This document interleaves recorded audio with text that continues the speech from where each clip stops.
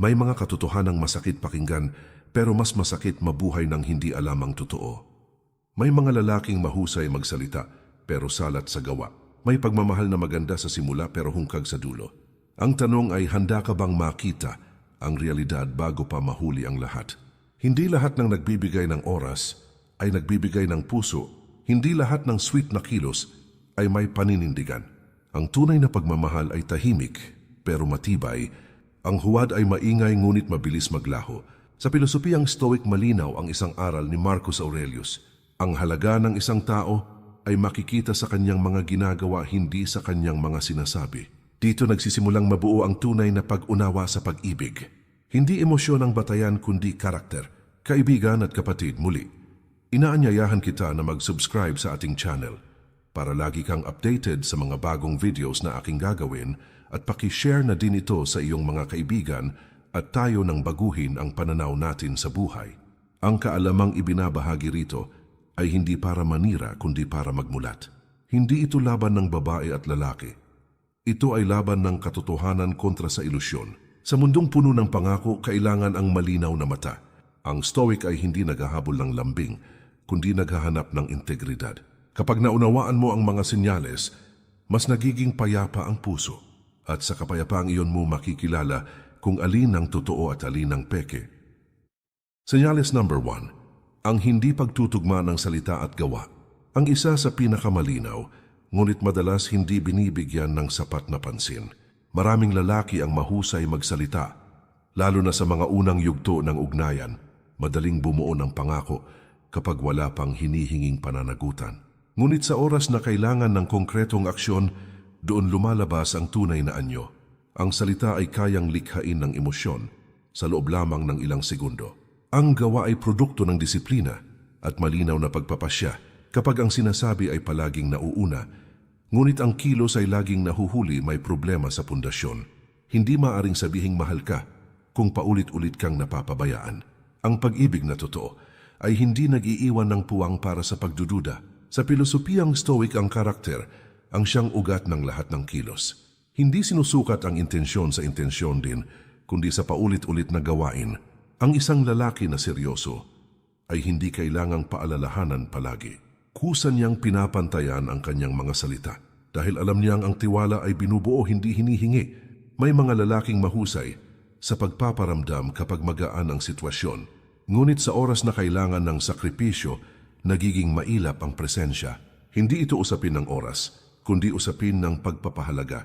Ang inuuna ay palaging nagagawa ng paraan, at ang hindi mahalaga ay laging may dahilan. Kapag patuloy mong tinatanggap ang hindi pagtutugma ng salita at gawa, may kapalit ito. Unti-unti nitong inuubos ang tiwala at kapayapaan ng loob. Ang Stoic ay marunong umatras kapag malinaw na ang senyales. Hindi dahil wala ng pakiramdam, kundi dahil may respeto sa sarili. Sa puntong iyon, nauunawaan na ang tunay na pagmamahal ay nakikita sa gawa, hindi sa pangako. Senyales number 2. Kapag ikaw ay hindi kailanman nagiging prioridad. Madaling makita ang senyales na ito kapag sinuri ang paulit-ulit na kilos. Sa simula, laging may dahilan kung bakit nauuna ang iba. Habang tumatagal, nananatili kang naghihintay sa gilid ng kanyang mundo. Ang pagiging pangalawa ay unti-unting nagiging normal sa araw-araw. Sa ganitong kalagayan, nawawala ang pakiramdam ng seguridad. Ang taong may tunay na malasakit ay kusang naglalaan ng oras. Hindi kailangang perpekto ang schedule para ipakita ang presensya. Kapag mahalaga ka, hindi ka isinasantabi ng walang malinaw na dahilan. Hindi mo kailangang maghabol para lamang mapansin. Ang pag-ibig na totoo ay nagbibigay ng kapanatagan, hindi pag-aalinlangan. Sa pilosopiyang Stoic, ang oras ay malinaw na salamin ng pagpapahalaga. Kung saan niya inilalagay ang oras, doon makikita ang kanyang prioridad. Hindi sapat ang salitang abala. Kung palaging may panahon para sa iba, mas may bigat ang gawa kaysa sa mahahabang paliwanag. Ang kakulangan sa oras ay madalas indikasyon ng kakulangan sa intensyon. May mga lalaking lumalapit lamang kapag maginhawa ang sitwasyon. Kapag tapos na ang problema, sa kakamuling naalala. Hindi ito aksidente, kundi nakasanayang paraan ng pagtrato. Ang ganitong asal ay nagpapakita ng kawalan ng malinaw na direksyon. Hindi ka kasama sa plano kundi pansamantalang pahinga lamang.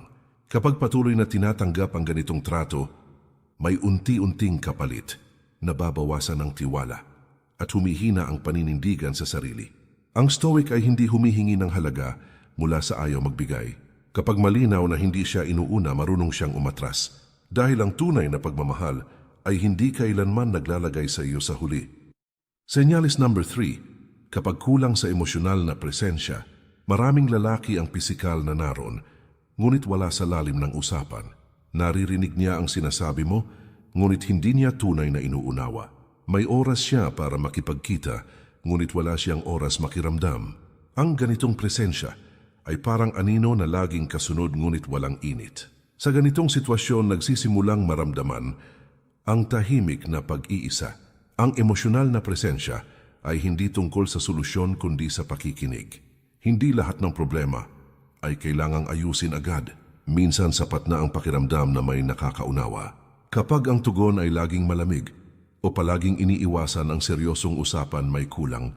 Ang pag-ibig na totoo ay marunong manatili kahit hindi komportable ang paksa. Sa pananaw ng Stoic, ang koneksyon ay bunga ng atensyon at paggalang. Ang taong may malasakit ay hindi natatakot sa lalim ng damdamin. Hindi niya tinatakasan ng emosyon dahil alam niyang bahagi ito ng pagiging tao. Ang pag-iwas sa emosyon ay hindi lakas kundi pagkatakot, at ang takot na iyon ay unti-unting sumisira sa ugnayan. May mga lalaking marunong sa saya, ngunit nawawala sa bigat. Kasama sila sa tawanan, ngunit hindi sa paghilom. Kapag seryoso na ang usapan, nagiging mailap ang kanilang presensya. Hindi ito kakulangan sa talino, kundi kakulangan sa malasakit. Ang hindi marunong humawak ng emosyon ay hindi handang magmahal ng buo. Kapag patuloy na pinipili ang taong wala sa emosyonal na antas, may kapalit ito. Unti-unting nagiging mababaw ang koneksyon. Nawawala ang pakiramdam na ligtas magpakatotoo. Ang Stoic ay marunong kumilala kung saan may lalim at kung saan wala. Dahil ang pagmamahal na totoo ay hindi lamang nakikita kundi nararamdaman.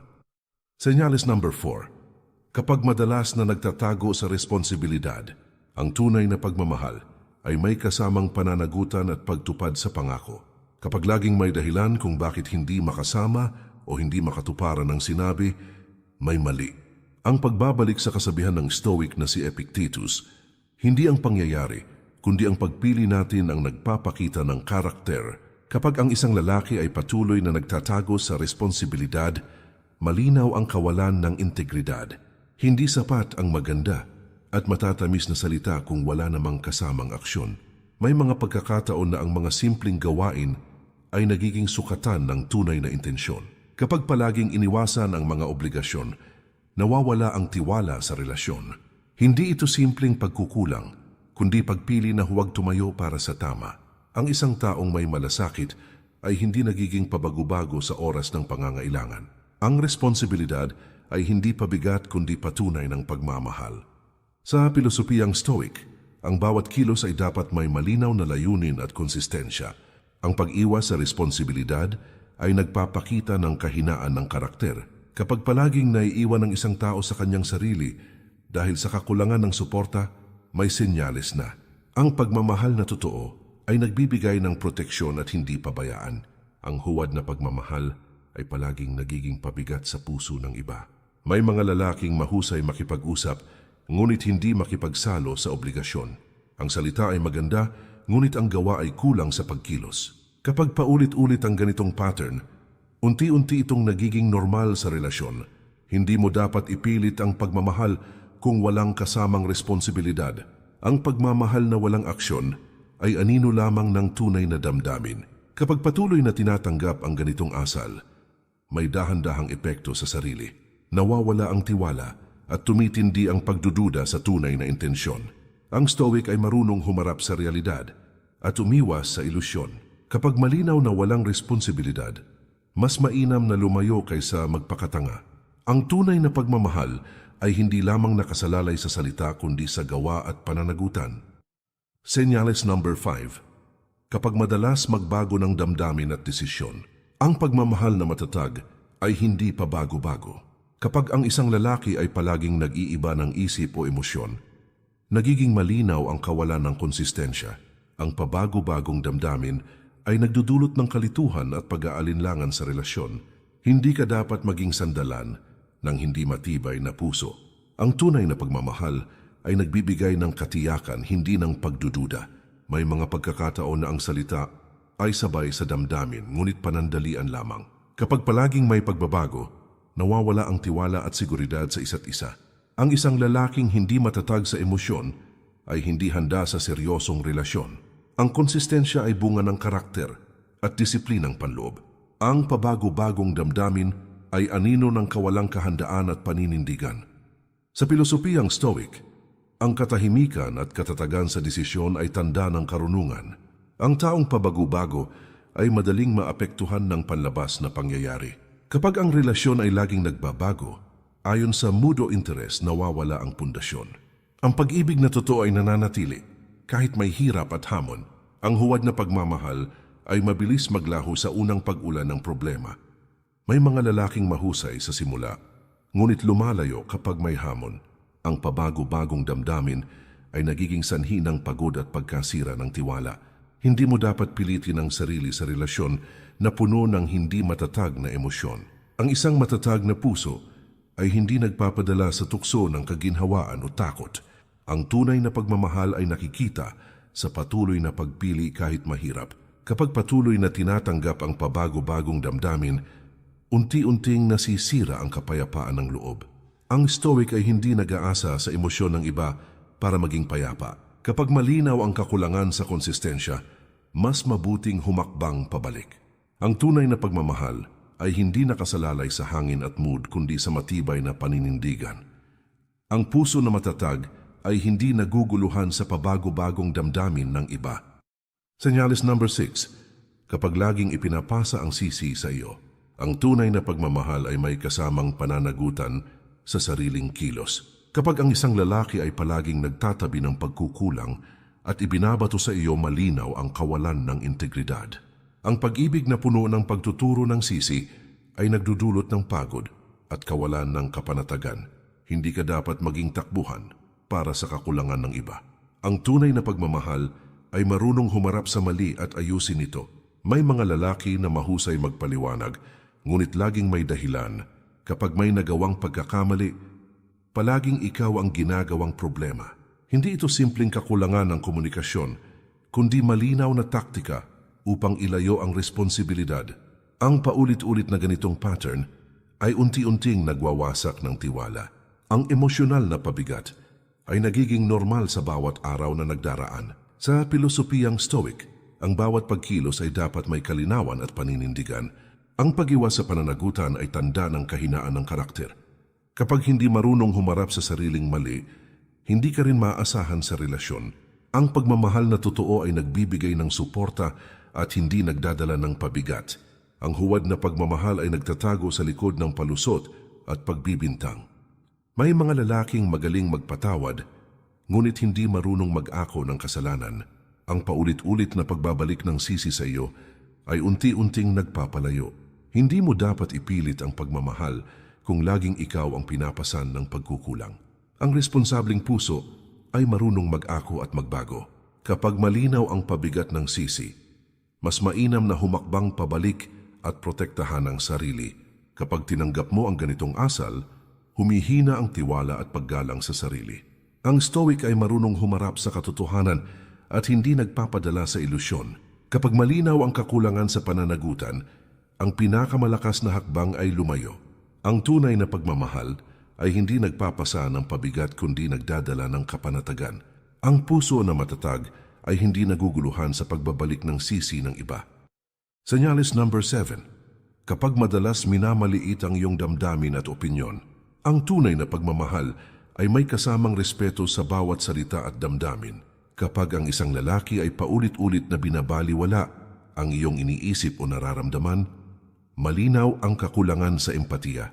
Ang ganitong ugali ay nagdudulot ng kawalan ng kapanatagan at unti-unting nagpapababa sa iyong tiwala sa sarili. Hindi ka dapat pabayaan na pakiramdam ay hindi mahalaga.